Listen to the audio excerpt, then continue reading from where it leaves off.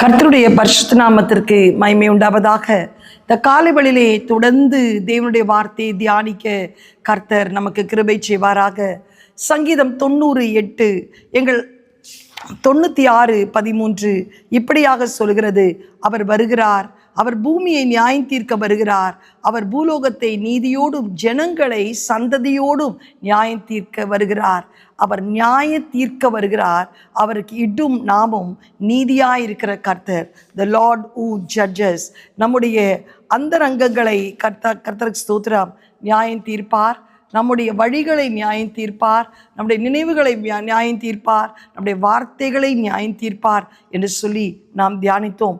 இன்றைக்கு 5ஆவதாக வேசிக்கள்ளரையும் விபசாரக்காரரையும் விக்கிரக ஆராதனைக்காரர்களையும் நியாயம் தீர்ப்பார். எபிரேயர் நிருபம் 13:4 வாசிக்கும் போது மிக தெளிவாய் சொல்கிறது, ஆண்டவர் அவர் வரும் நாளிலே வேசிக்கள்ளரையும் விக்கிரக ஆராதனைக்காரரையும் விபசாரக்காரரையும் நியாயம் தீர்ப்பார். வேசிக்கள்ளர் என்று சொல்லும்போது கர்த்தருக்கு ஸ்தோத்திரம், நியாயாதிபதிகள் 16:1, 5, 29, 31 வாசிக்கும் போது சிம்சோன் நஸ்ரேன் விரதம் பெற்றவனாய் இருந்தான். மனோவாவுக்கு மனைவிக்கு பிறந்த ஒரு பிள்ளை ஆண்டவரன் பிறக்கிறதற்கு முன்பே அவனுடைய பிரதிஷ்டை, அவனுடைய அழைப்பு எல்லாவற்றையும் சொல்லிவிட்டார். ஆனால் ஒரு வேசி தெளிலால் இடத்திலே ஆண்டவர் கொடுத்த அந்த பிரதிஷ்டை இழந்தது நிமித்தம் அவனுக்கு ஒரு பெரிய நியாய தீர்ப்பு வந்தது. அவன் சிறையிலே அடைக்கப்பட்டான், கண்கள் பிடுங்கப்பட்டது, அவன் முடி சிரசேதம் பண்ணப்பட்டது, கர்த்தர் சிரைக்கப்பட்டது. அந்த முடி வளர வளரதான் அவனுக்கு பலன் வந்தது. அப்போ ஆண்டவரிடத்தில் கெஞ்சுக்கிறான், ஆண்டவரே நான் மரிக்கப் போகிறேன், ஆனால் பெலிஸ்தியர் கையிலே மரிக்காதபடி நான் அவர்களை கொன்று மரிக்க எனக்கு பலன் தாரும் என்று சொல்லும்போது தேவன் அப்படியே செய்தார். ஆனால் அவனுக்கு என்ன ஒரு நியாய தீர்ப்பு இருக்கும் என்று யோசித்து பாருங்கள். இன்னைக்கு எத்தனை ஊழியக்காரர்கள் பிரதிஷ்டை பெற்றவர்கள், கர்த்தருக்கு ஸ்தோத்திரம் உண்டாவதாக, நல்ல அழைப்பை பெற்றவர்கள், நல்ல உடன்படிக்கை செய்தவர்கள், இன்றி அநேகர் பாவத்திலே விழுந்து வேசிக்கள்ளராய் காணப்படுகிறதை நாம் பார்க்கிறோம். அவர்களுடைய நடை, உடை, பாவனங்கள் எல்லாவற்றிலும் கர்த்தருக்கு ஸ்தோத்திரம். யாக்கோபிலே சொல்லப்படுகிற உலக சிநேகம் ஒரு வேசிக்கள்ள விபசாரம் என்று சொல்லி, இன்றைக்கு ஒரு பரிசுத்தமான ஒரு வாழ்க்கை அல்ல, நடை, உடை, பாவனங்கள் எல்லாவற்றிலும் பரிசுத்த குலைச்சல் காணப்படுகிறது. அது ஒரு வேசிக்கள்ளனாய் நம்ம வேசித்தனம் பண்ணலனாலும் இதிலெல்லாம் கூட ஒரு வேசிகளை போல் நாம் காணப்படக்கூடாது. இது தேவன் அருவருக்கிற காரியம். வேதம் சொல்கிறது, ஒரு கண்ணின் இச்சை, மாம்சத்தின் இச்சை, ஜீவனின் பெருமை இவைகள் உலகத்தில் உண்டானவைகள், இவைகள் பிதாவினால் உண்டானவைகள் அல்ல. இவைகளில் நீ அன்பு கூறுவாயானால் நீ, கர்த்தருக்கு ஸ்தோத்திரம், பிதாவின் அன்பு உனக்கு இல்லை என்று சொல்லி 2வது ஒரு நியாய தீர்ப்பு விபசாரக்காரர். கர்த்தருக்கு ஸ்தோத்திரம் உண்டாவதாக. 2 சாமுவேல் 11:1-15 வாசிக்கும் போது தாவீது யுத்த களத்தில் நிற்க வேண்டும். ஆனால் உப்புரகையில் நடந்து கொண்டிருக்கும் போது ஒரு பெண் அந்த இடத்துல ஸ்நானம் பண்ணுகிறதை பார்க்கிறார். கண்ணின் இச்சை இழுக்கிறது, அவளை தன் மனைவியாக்கி அவளோடு சயனிக்க வேண்டும் என்று சொல்லி ஜீவனின் பெருமை, மாம்சத்தின் இச்சை தூண்டுகிறது. அவள் யார் என்று விசாரிக்கும் போது தன்னுடைய இராணுவத்தில் இருக்கிற உரியாவின் மனைவி என்பதை அறிந்து கொண்டான். ராஜா அல்ல, மாம்சத்தின் கிரியை வெளியரங்கமாகிறது.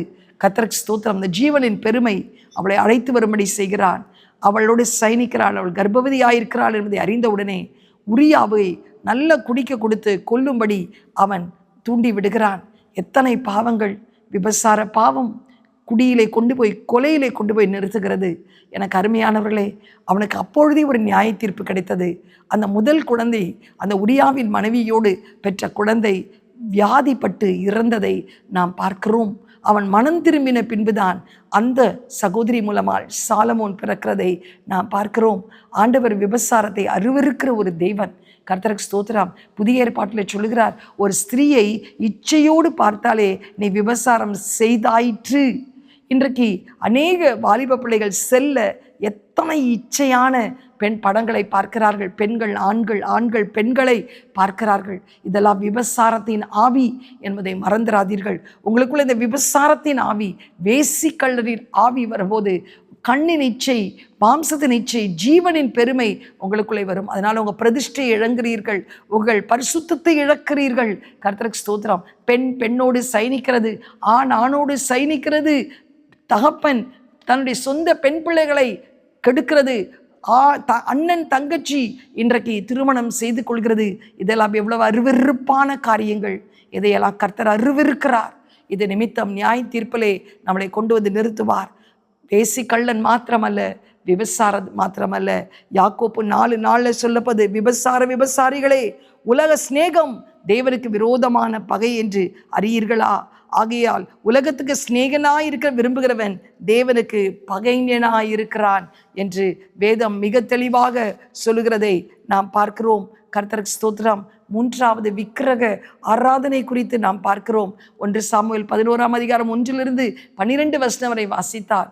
சாலமோனுக்கு ஒத்த ஞானத்தை கர்த்தர் யாருக்கும் தரவில்லை. அவன் ஜெபித்த போது விசேஷித்த ஞானம், அது மாத்திரமல்ல, அவன் ஆராதிக்கிற போது விசேஷித்த ஷெக்கினா மகிமை இறங்கினது.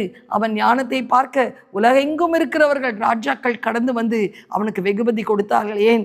சீபா ராஜேஸ்ரீ அவனை தேடி வந்து கொடுத்ததை நாம் பார்க்கிறோம். இவ்வளவு பிரசித்தி பெற்றவன். கர்த்தருக்கு ஸ்தோத்திரம். விக்கிரக ஆராதனை செய்கிற மனைவிகளை திருமணம் செய்கிறான். 700 மனைவிகள், 300 மறுமனை ஆட்டிகளை திருமணம் செய்து கொள்கிறான்.